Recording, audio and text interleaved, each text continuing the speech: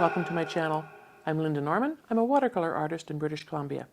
Today I'm going to show you two of the things that I do to protect and seal my watercolors. Many of you have asked about sealing and protecting your watercolors. There's two things that I do.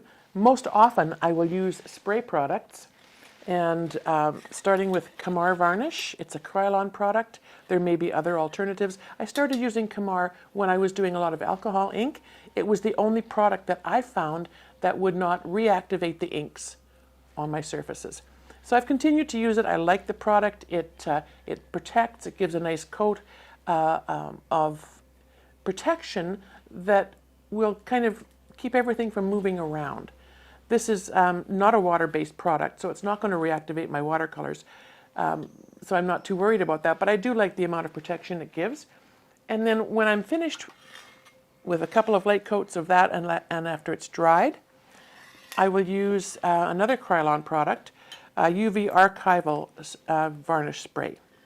And this is a non-glare. It's a matte finish, and a couple light coats of that, and I'm confident that whatever I've put that on, whether it's paper or canvas, that it will provide enough protection that without having a piece being placed behind glass, it can be wiped off with a damp cloth. Things aren't going to move around, and it will preserve the colors and the integrity of the painting.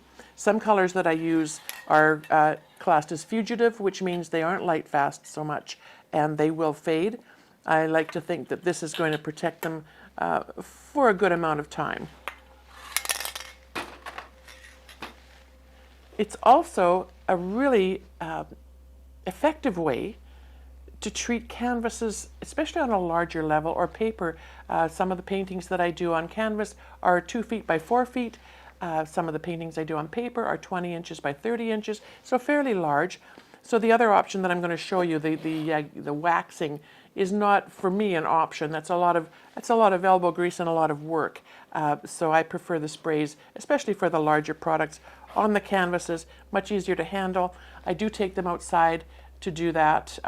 You don't want to be spraying in an enclosed room. That's definitely a no-no. So for canvases and for paper, the Krylon spray products, absolutely. If you decide you want to spray with something a little further, like with more gloss, this is a UV resistant matte finish, but there are semi-gloss and gloss finishes as well that you can use. So check those out, and there may be equivalents that you could research if the Krylon's not available. I will put a link. They are available on Amazon and online. But check around for the best prices. I find locally, our local big box stores often will have it at a better price. The other thing that you can do with your watercolors is to protect them with a wax product. And there's two products that I will use. This one is called Gamblin, the company, Cold Wax Medium, Artist Soft Gel Colors. No, yep, soft gel colors. Interesting. It's not a color. It's plain, opaque white. I use this on the eco pages that I do, the boiled organic pages. You can use it on pen. It's not going to make anything bleed. And then the other product is called Dorland's Wax Medium. Either one will give you great results. We'll start with this one since it's open. I like to use gloves because the wax is, it's hard to get off your skin. And so we'll use the glove on the hand. I use these little pieces of, I don't even know, they're almost like a piece of felt, artist's felt, but these actually were napkins I picked up at the dollar store, and just, they come in really large pieces, and I cut them up and use them for absorbency in the studio. And the process with this is a watercolor with a bit of pen on it, and I thought we'd start with that. And you just get the wax on your cloth and apply it to the surface. Everybody's technique is a little bit different. Because I use them on smaller pieces, I can use the wax and then let it sit for just a couple of minutes and then buff it. I know artists who let it sit overnight after they've applied the wax. So you just want an even coat, and if you sit back, you can, at an angle, you can see where the wax is sitting on the surface of the paper, but you can see it's not moving the pigment around at all. There's a bit of pen on here, it's not affecting that at all. None of the color is coming off. And so you could probably heat it up a tiny bit too. It's in my cold studio, so it's a bit thick, but once you get it all on your surface, then you can start buffing. And you want to get a smooth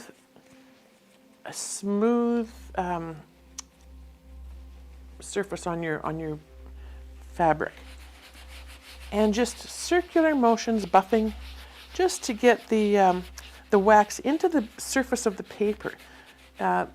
Because I paint generally on rougher watercolor paper, it will have a bit of tooth, a bit of pebble on the surface of it.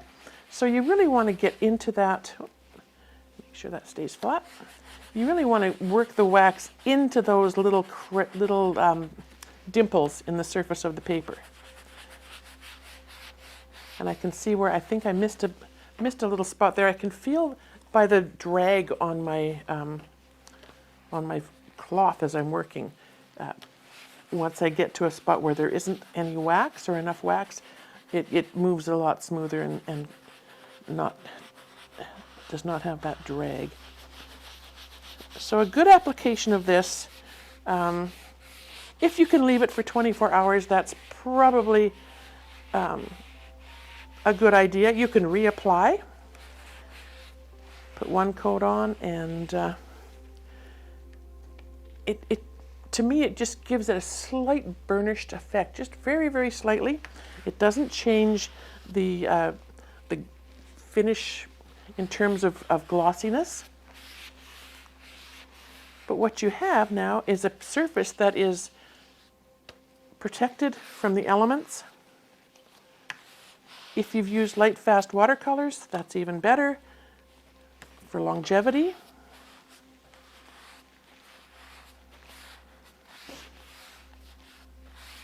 So I think for the smaller projects, it'll give you that beautiful, and it's really hard, I know, for you to see on the camera, but there is just a lovely kind of a glow. It tends to enhance, I think it enhances the colors. It brings them out just a touch more vibrant than they were. So I would say probably before you decide to frame it or move it on to the next level of finish for presentation, let it sit for 24 hours. I can feel this hand, because I touched it, I can feel a bit of stickiness on my hand. So you want that sort of to dissipate, and that will over time. So give that a try. That was the Dorland's wax. Beautiful product, available, and again, I'll put a link in the description for you. But you can find it pretty much at any art supply store. Craft stores will have it. A lovely little product for finishing pretty much any art project, any painting that you're doing. Now I'm going to flip this over. This is a piece that I did yesterday with some soft pastels that were gifted to me over Christmas, and a bit of watercolor. So I want to try this. I haven't. Pastels are new to me, so this is an experiment I'm inviting you to join me in, just to see how those pastels will react to this. So we'll do a quick, and we'll switch over to the Dorlands, or the Gamblin rather. We did Dorlands. We'll switch over to the Gamblin Cold Wax Medium. And we will get this on and just see what it does with the pastels. I can see a bit of the color coming off. Pastels are chalky, so they're going to leave a bit of that product on the surface. And I didn't take a brush and dust it off. So let's just see what happens. See if it brings out those colors I'm seeing that the Gamblin wax feels a little less tacky, and it could be because the products have been here for a while in my studio, and it is cool. But this one seems to react a little more smooth, getting it on the surface here. It felt like it went on easier. I don't see that it has affected the flow of the pastels, although I can see just a tiny bit of color has come off, which is interesting. So what I'm going to do is fold this so that I've got a cleaner piece, and we'll see where we go from there. We'll do some burnishing.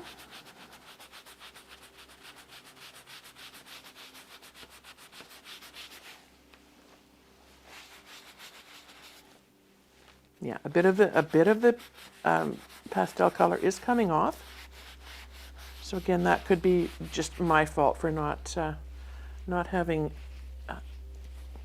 cleaned it off before applying this. But we'll persevere. It's not coming off in an amount that I feel is affecting the color of other parts of the painting.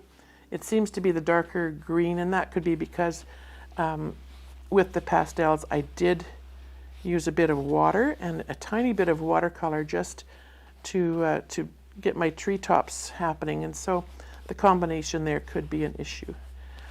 But I love that this is still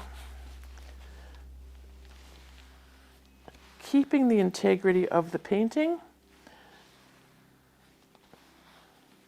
It hasn't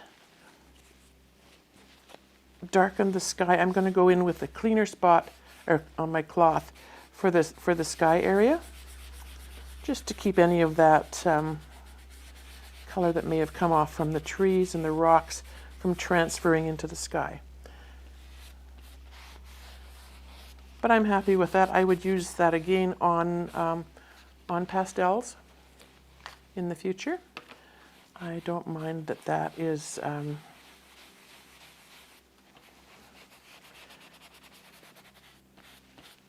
coming out. Now it doesn't look as doesn't look like it has as much of a sheen as this one with the Dorland's wax. And so that would be something that I think might just be a consideration if you wanted a bit more sheen, wanted it to look a bit more burnished.